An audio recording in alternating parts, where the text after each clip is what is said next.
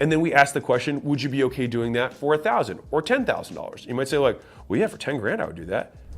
Make it available. The second way to think about this is if I had to make a service or a product that was only grown off of word of mouth alone, and all you have is this one customer in front of you, and the only way that you will be able to get more customers is if you get that customer to tell their friends about your stuff. What would that customer's experience, what would the service, what would the components of the offer look like if that was the requirement? Write down all of that stuff. And if you're willing to do that for a higher price, present it. An amount greater than zero will say yes. And I'll give you a third frame.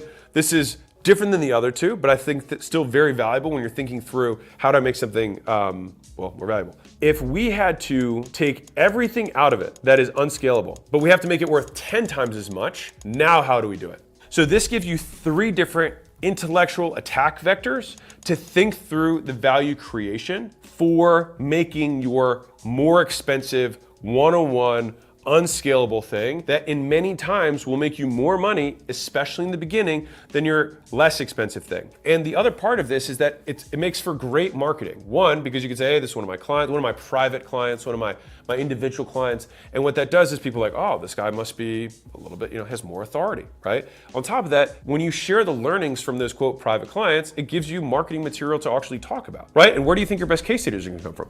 There. And so you're gonna get amazing case studies. You're gonna have amazing marketing materials in terms of the learnings and lessons that you're gonna have.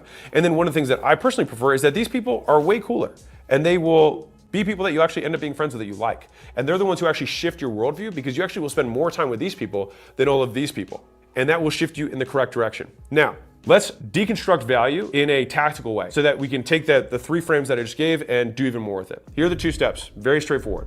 Pick the right avatar. Do not try to make your unscalable expensive thing and then think about the person who's currently buying your thing for $100 and think, what would this $100 person be willing to spend $1,000 for? Do not think that. Likely, the person that's gonna spend the $1,000 is a different person. So you have to think about that person, not the person underneath. Next, once you have this avatar, they have the money, they feel the pain, they're easy to reach, right? Then we have to think, how can we describe their pain more accurately than they can describe it themselves? And so the big hack, and this is also new with some of the AI stuff that's out there, is go into the books that people are buying in your niche and then extract the reviews and then get the quotes that are specific to their pain. And so one of the really interesting things about copy is that if you can articulate someone's problem better than they can, they will inherently believe that you can solve it. So this is what we're talking about, the dream outcome. It's like, make sure we're talking about the right avatar, about what they really want in the way that resonates with them specifically. Because pain and persuasion only exist in the specific, never the vague. And if you do this successfully, their pain and your description of their pain can be a better motivator of